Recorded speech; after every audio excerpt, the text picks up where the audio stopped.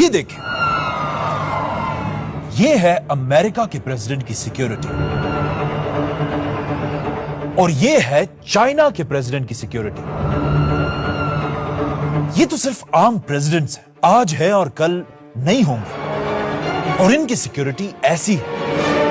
تو سوچے انسانوں کی تاریخ کے سب سے انفلوئنشل آدمی کی سیکیورٹی کیسی ہوگی.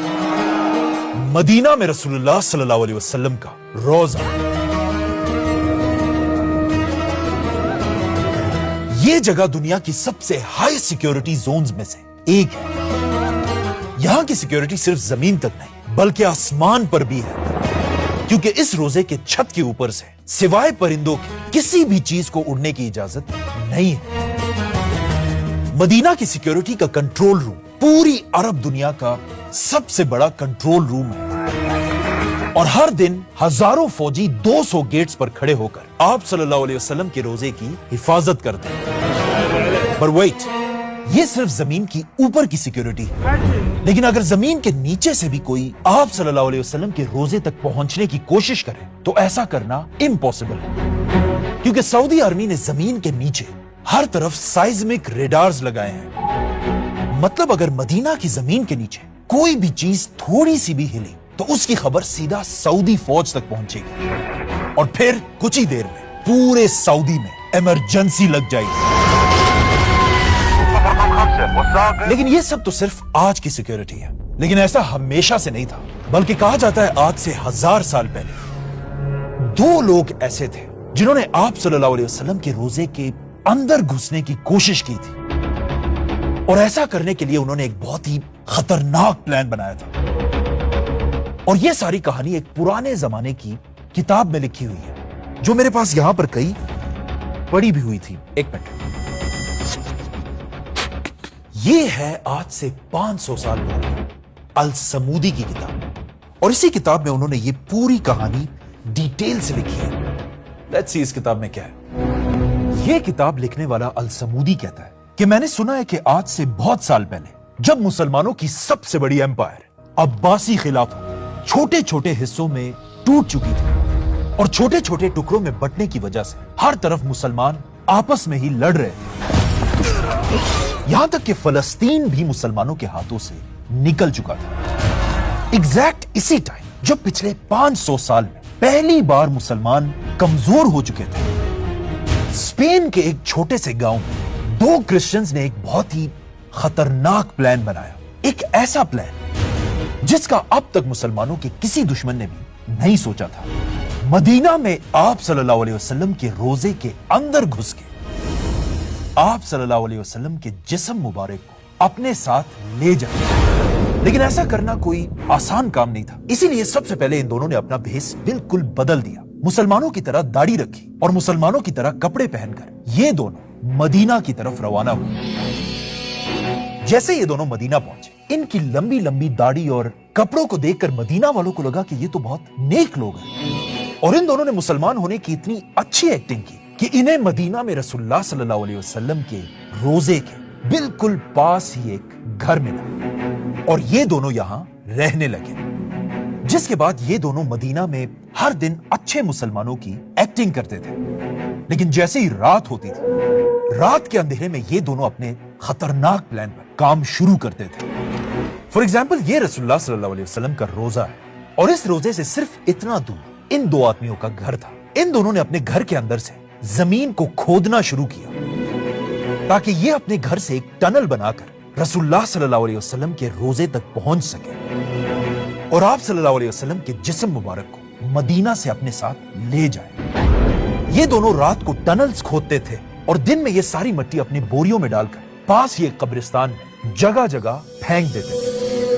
یہ اتنا خطرناک پلان تھا کہ مدینہ کے کسی مسلمان کو بھی ان دونوں پر شک نہیں ہوا، بلکہ انہیں لگتا تھا کہ یہ دونوں ساری رات عبادت کرتے ہیں. آہستہ آہستہ دن گزرتے گئے اور ان دونوں کا ٹنل آپ صلی اللہ علیہ وسلم کے روزے کے قریب پہنچنے لگا، اور ایون انہیں بھی ایسا لگنے لگا تھا کہ اب ان کا یہ پلان کوئی نہیں روک سکتا. لیکن اچانک اسی رات مدینہ سے بہت دور مسلمانوں کے کیپٹل دمشق میں مسلمانوں کے سلطان نور الدین زنگی نے خواب دیکھا. اس کتاب میں لکھا ہے کہ نور الدین کے خواب میں خود رسول اللہ صلی اللہ علیہ وسلم اس کے پاس ہے और आप सल्लल्लाहु अलैहि वसल्लम ने नूरुद्दीन जंगी को इन दोनों के खतरनाक प्लान के बारे में बताया और इसमें लिखा है कि आप सल्लल्लाहु अलैहि वसल्लम ने नूरुद्दीन से कहा, ऐ नूरुद्दीन, मुझे इन दो गुंडों से बचाओ। नूरुद्दीन ये देखकर बहुत हैरान हुआ और अचानक नींद से उठ गया, लेकिन उसे लगा ये बस एक ख्वाब है और वो इसे बस इग्नोर करके सो गया। लेकिन सोते ही उसी रात नूरुद्दीन ने यही ख्वाब दोबारा देखा, बल्कि आप सल्लल्लाहु अलैहि वसल्लम ने नूरुद्दीन को इन दो आदमियों के चेहरे भी दिखाए।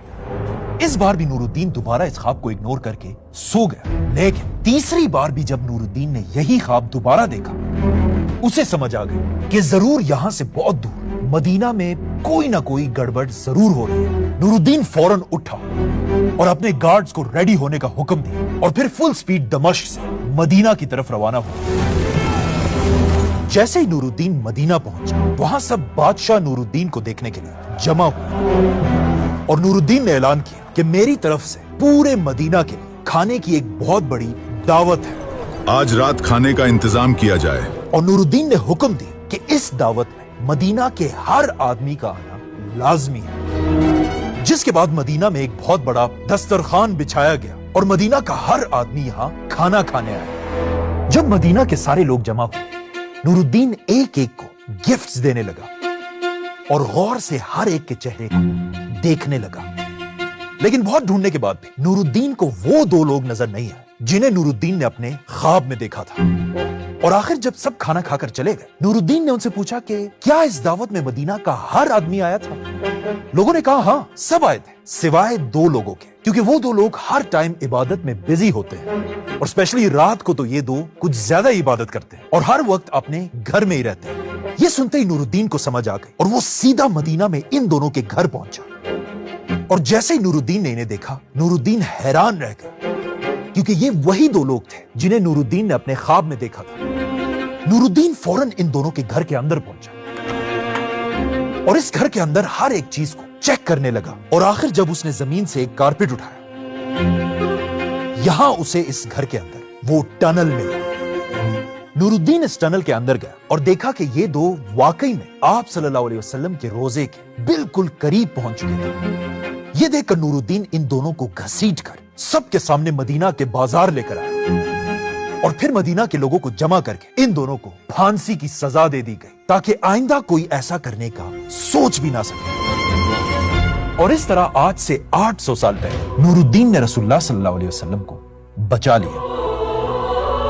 वाह, क्या कहानी है। बल्कि ये कहानी तो हमने बचपन से बार बार सुनी, लेकिन इस कहानी में एक बहुत बड़ा मसला है और वो मसला ये है कि ये कहानी बिल्कुल फेक है। ना ये दो लोग कोई टनल्स बना रहे थे और ना नूरुद्दीन ने कोई ख्वाब देखा था। और मुझे पता है अब आप कहेंगे कि हमें ये कहानी सुनाने की क्या जरूरत है। वो इसलिए क्योंकि हम सब ने बचपन से बहुत सारी कहानियां सुनी है, रिश्तेदारों से, बड़ों से, इंटरनेट से, जिन्हें हम आज तक बिल्कुल सही समझते हैं, लेकिन वो सारी बिल्कुल गलत कहानियां हैं। और अब तो एआई और यूट्यूब की वजह से ऐसी ऐसी कहानियां बन रही कि इन शॉर्ट जो भी ये वीडियो देख रहा है, आज के दौर में हर बात बहुत ही सोच समझकर और रिसर्च करके माननी है। और मैं तो कहता हूं कि अगर कोई भी ऐसा नहीं करेगा, उसके साथ भी वही होगा। एक मिनट, क्या मतलब ये कहानी झूठ है? आपने अभी खुद कहा है कि ये कहानी इस किताब में लिखी हुई, तो फिर ये झूठ कैसे है? ये बात सही है कि ये कहानी इस किताब में लिखी हुई है और इसमें लिखा है कि नूरुद्दीन ने ये ख्वाब देखा था, लेकिन ये किताब खुद नूरुद्दीन के मरने से 300 साल बाद लिखी गई है। और इसमें भी इस किताब में सिर्फ लिखा है कि मैंने किसी से सुना है। किससे सुना है, कब सुना है, ये नहीं बताया। नूरुद्दीन की जिंदगी पर लिखे जाने वाली असल किताब ये नहीं, बल्कि ये किताब है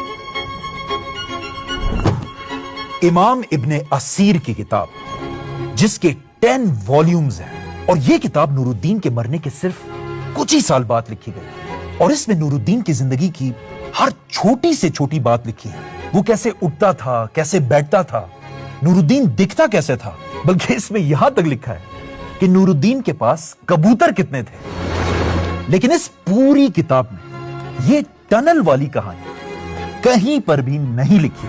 अगर ये कहानी सच होती तो ये बंदा ना लिखता। अच्छा चलो ये तो ठीक है, लेकिन क्या आप ये कह रहे हैं कि रसूलुल्लाह सल्लल्लाहु अलैहि वसल्लम किसी के خواب میں آ کر مدد نہیں کر سکتے؟ کیوں نہیں آ سکتے؟ آ سکتے، لیکن اپنی مدد کے لیے نہیں، بلکہ اس بندے کی مدد کے لیے۔